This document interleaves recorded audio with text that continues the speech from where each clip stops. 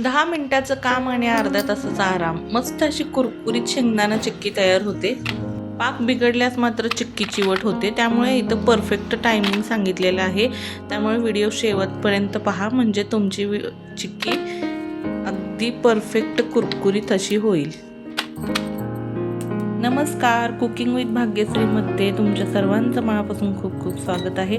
लहान मुलांच्या आवडीची, उपवासासाठी चालणारी, कुणीही कधीही खाऊ शकेल अशी ही मस्त कुरकुरीत अशी शेंगदाण्याची चिक्की कशी तयार करणार आहे हे बघणार आहोत.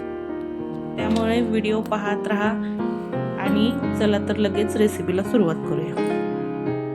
इथं मी 1 वाटी शेंगदाणे घेतलेले आहेत. त्याला बरोबरीनं असा 1 वाटी गूळ घेतलेला आहे. हे प्रमाण अगदी बरोबर आहे.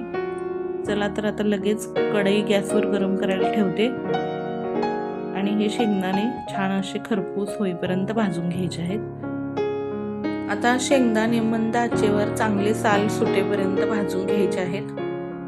5 ते 6 मिनिटं आपल्याला हे शेंगदाणे छान असे भाजून घ्यायचे आहेत. याचे साल निघेपर्यंत व्यवस्थित खरपूस मंद आचेवर भाजून घ्यायचे आहेत.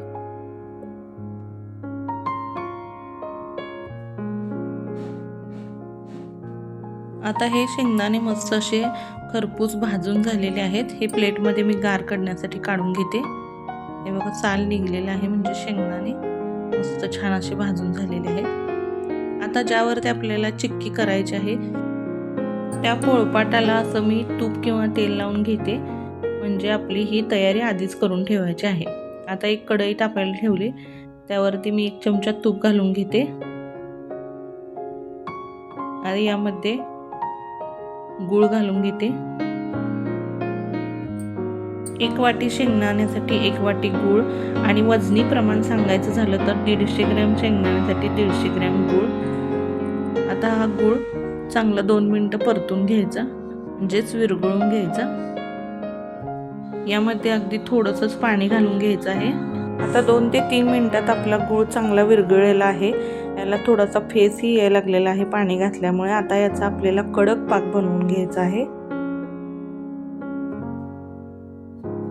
उकळी आल्यापासून इथं 2 ते 3 मिनिटं झालेली आहेत आणखीन. आता इथे एकदा पाक चेक करू.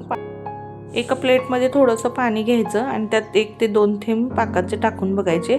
तर आपला पाक इथे झालेला नाही आहे, कच्चा लागत होता तो. असा चिकट चिकट लागला की पाक आणखीन थोडा वेळ शिजवून घ्यायचा. आता इथं मी आणखीन 1-2-3 मिनिटं पाक शिजवून घेतलेला आहे.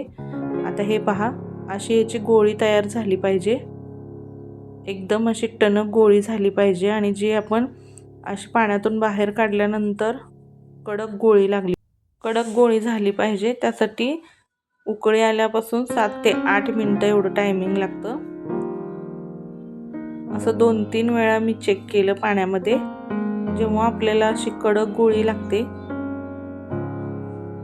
पाण्यात जेव्हा आपण पाक चेक करतो त्यावेळेस त्याची अशी कडक गोळी बनते आणि ती अशी पटकन तुटली जाते. त्यावेळेस समजायचं की आपला पाक झालेला आहे इथे. आता इथे गॅस बंद करायचा आणि हे शेंगदाणे घालून हे सर्व एकत्र मिक्स करून घ्यायचे.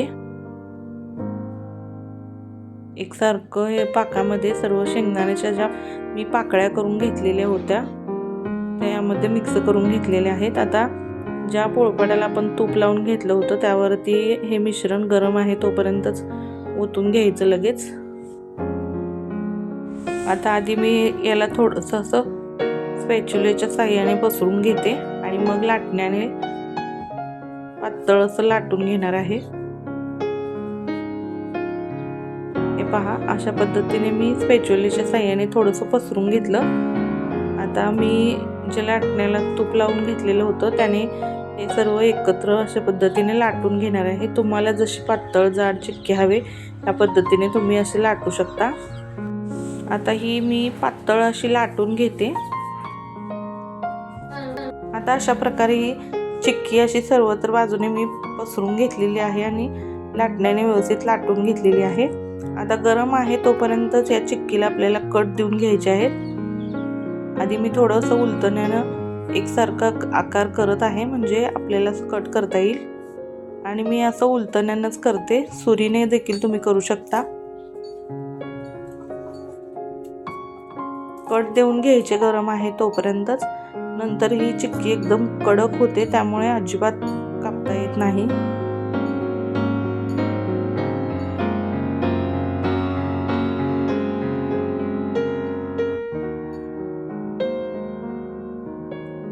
आता ही आपल्याला पूर्ण थंड होऊन देण्यासाठी ठेवून द्यायची आहे. एकदम कोमट आहे आता इथे एक अर्धा पाऊण तास झालेला आहे. चिक्की आपली पूर्ण थंड झालेली आहे. आता ही पूर्ण थंड झालेली आहे, त्यामुळे आपण आता ही चिक्की काढून घेऊया. थोडंसं असं उलटण्याने मध्ये कट दिल्यासारखं करायचं. थंड झाल्यावर पूर्ण कडक होते ना, त्यामुळे व्यवस्थितच काढायची. कडेचे चिक्क्या लगेच निघून जातात, मधली थोडीशी चिकटलेली असते, तरी देखील तुम्हाला काढून दाखवते. आणखीन थोडंसं याला थंड होऊ द्यायला पाहिजे. हे पहा किती छान अशी चिक्की तयार झालेली आहे आपली. मस्त अशी शाईन आलेली आहे.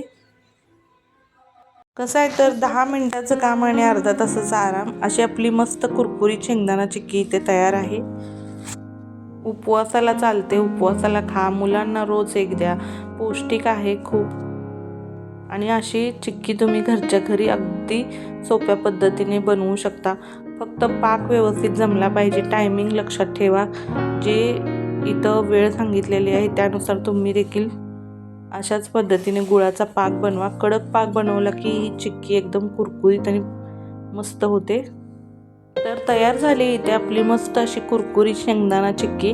ही चिक्की तयार करून तुम्ही 1 ते 2 महिने सहज आरामात ठेवू शकता. ही चिक्की तेवढ्या दिवस राहते व्यवस्थित आणि अगदी कमी साहित्यात लगेच झटपट तयार होणारी अशी ही चिक्की लहान मुलांच्या आवडीची. तुम्ही देखील घरी करून पहा आणि कमेंटमध्ये सांगायला विसरू नका कशी झाली ती. व्हिडिओ आवडला असेल तर व्हिडिओला एक लाईक नक्की करा. चला तर मग परत भेटू अशाच एका नवीन रेसिपीसोबत. तोपर्यंत सर्वांना धन्यवाद.